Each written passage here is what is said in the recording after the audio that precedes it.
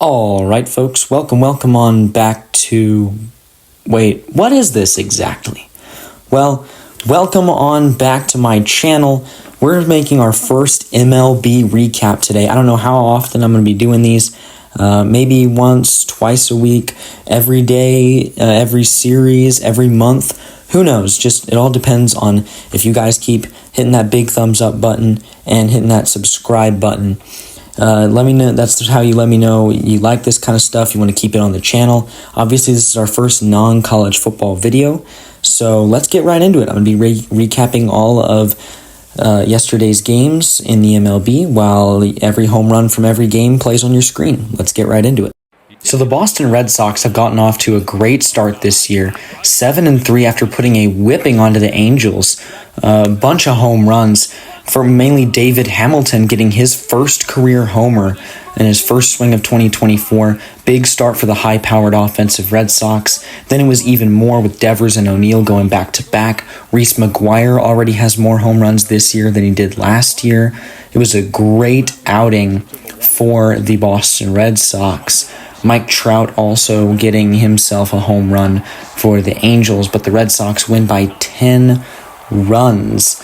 Tanner Houck going 6 innings, no runs given up. Anderson picking up a 3-inning save, even up by 10 points. He picks up a save, his second on the young season for Boston. Their offense looks really good. If their young pitching staff, guys like Houck, guys like Bayo, guys like Cutter Crawford, if they can even hold together that rotation, this offense is very good and could carry them to a sneaky playoff spot.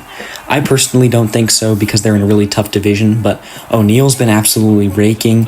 Jarren Duran is really good. They've got a lot of decent bats there. So Boston, they pick up another big win. On the other side, Los Angeles is just the Mike Trout show. Trout's been raking. Everybody else has been decent. I mean, they've got Nolan Schanuel over there.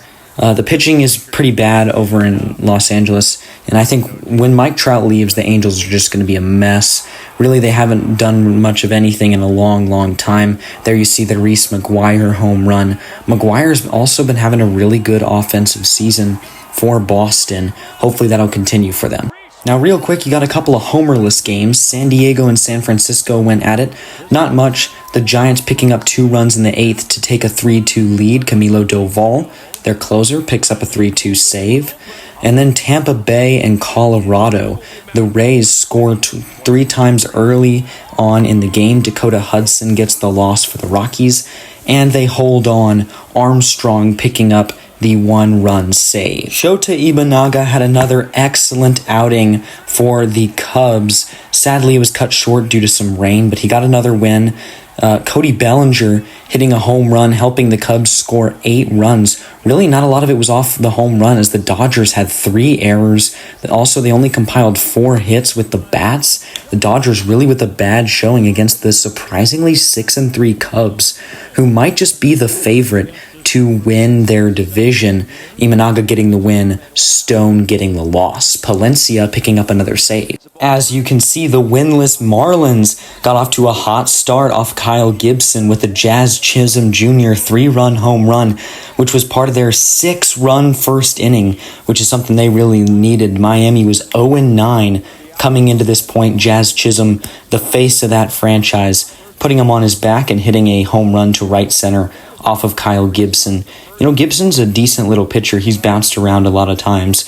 He's still a really good veteran to have on a team, but today was just not his day. Then you got Nick Gordon, came up to the plate, the lefty, adding more damage in the first inning with a home run down the right field line, pulling it. Another utility man, Nick Gordon, not really known for having a good bat, but showing it off there with another home run. Some lefty power for the Marlins coming up clutch. Max Meyer led them to a win on the mound. A 10-3 victory. St. Louis for the Cardinals, actually, Nolan Gorman would pick up himself a 2-home run game, hitting 2 home runs, but kind of in garbage time. Miami had already done their damage in that first inning. 6 runs, 1 more in the 2nd, another in the 7th, 2 more in the 8th. So that just was a crazy game to watch. 13 hits for the Marlins. Also, they were helped out by 2 errors. One of Gorman's home runs really could have been caught by Jazz Chisholm. You look at it a couple more times, I believe it should be on your screen right now. Chisholm almost had it in his glove, then it just kind of bounces out into the crowd. Nolan Gorman, either way, enjoying himself a 2-home run game despite the loss and the rest of the team really not showing up. Miami celebrates, however, finally picking up that first win of the season. They were off to a really cold start. Luis Ariz, Jake Berger, they've got some decent hitters. Their pitchers are pretty injured with Alcantara and Uri Perez both being injured, but Nolan Gorman was really good for the Cardinals, and the Marlins pick up their first win. Next up was the Mariners and the Brewers. Mariners kind of off to a slow start. The pitching hasn't been as good as expected. Part of that is Brian Wu being injured. They lose 12-4, go down to 4-6, Milwaukee to 6-12. I'll tell you at the end of the day, but William Contreras, the #1 performing fantasy batter today. What a game for Contreras. Had 2 home runs and was honestly robbed of another one. Barely hit the top of the wall. Contreras was so close to a home run, having a 3-homer game. He was absolutely raking. 3 runs in the first for Milwaukee, 3 in the second, 4 in the fourth, 2 more in the 8th. Seattle started off hot with a run in the first, a run in the second, and they got 2 more in garbage time. 22 hits combined between these two teams. Milwaukee did commit an error. Rhee gets the win. Emerson Hancock, former very high draft pick, gets the loss. And Vera picking up a 3-inning save. Also, Dominic Canzone, he was a guy who did hit a garbage time home run. As well as Josh Rojas, the position player, getting to pitch for the Mariners and giving up one of those Contreras home runs. Overall, a decent game. White Sox, another really bad team. They were 1-7, going up against a division rival, and it did not go well. They got off to a good lead. They got off to a 3-0 start, but Hunter Renfroe and MJ Melendez really doing big damage for the Royals. Schreibner gets the win, Garcia with his second loss, and then MacArthur picking up his second save of the season. So the Royals pitching, it's been pretty decent so far at 6-4. Overall, they've been off to a solid start. MJ Melendez has been red hot this series. It's crazy to think that just a few years ago, the White Sox had so many weapons, both in the rotation, in the bullpen. They had a really good lineup with Yasmani Grandal and Eloy Jimenez and Jose Abreu and Tim Anderson. But all those guys are gone now. Lucas Giolito used to be there. Dylan Cease is gone. Liam Hendricks. This team just used to be so good, but now they are absolutely tanking. They might even be worse than the Oakland A's. Holy cow, that wasn't even planned, but we're talking about it now. A Zach attack from Zach Geloff with an early triple and a home run that puts Oakland up 5-0. Man, I am eating my words right now.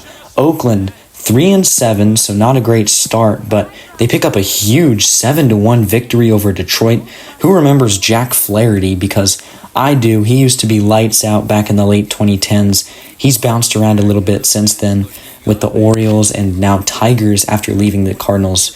He just hasn't been great since then. Riley Green also picking up a home run. Joe Boyle was good. But Francisco Lindor for the Mets has finally broken that 0 for whatever he was to start the year, leading the Mets to a 3-1 win. Pretty boring game. Sean Manaea pitched well. Abbott getting the loss. So it's a 1-1 tie. They're still loaded, and here's Stanton. 2-2.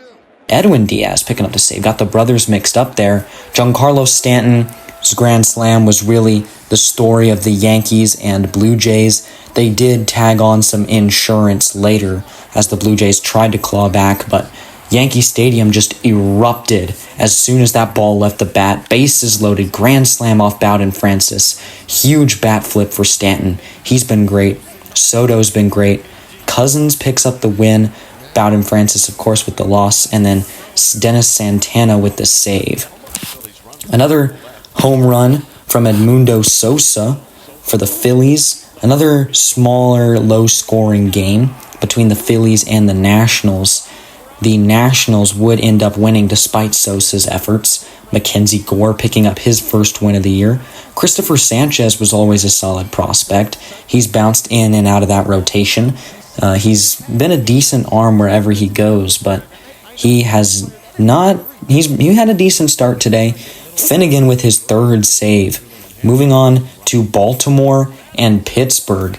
This one is on your thumbnail because the Pirates walk it off for the second day in a row. Baltimore, outside of 2 runs in the fourth, they were shut down by Hernandez and some other guys. Yennier Cano looked great, but he picks up the loss. Then it's been a great series between Arizona and the Atlanta Braves. The reigning NL champions have kind of gotten kicked by these Braves. Matt Olson hits a home run, big lefty power bat in that Braves lineup, and another big lefty power bat, Michael Harris, getting in on the action with a home run of his own. Atlanta, they got some insurance, though, in the 8th inning from Austin Riley, their super good third baseman. Riley, he's actually improved defensively, which has helped his game by leaps and bounds. And he's been really consistent with the bat, always 30-plus homers, 100 RBIs, approaching a 900 OPS every year. One of the best third basemen in the league. And my guy, Yordan Alvarez, is what gave my Houston Astros the win. 3-run home run was all they scored. Evan Carter was getting mic'd up on ESPN.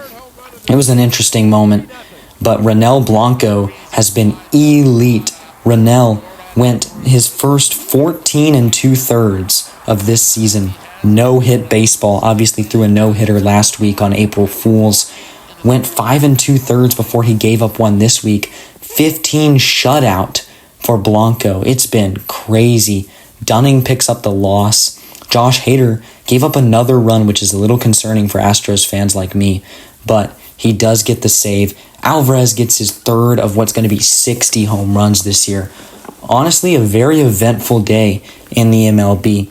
Let me know if y'all like these kind of fast-paced recap videos more than the more laid-back picks and rankings videos. I loved filming this, and I love recording it.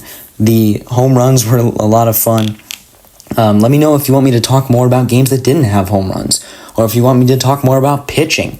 Anyway, I'm going to end this off with the top performers of today, and that is William Contreras with 17 fantasy points. Then Zach Geloff had the triple and the home run.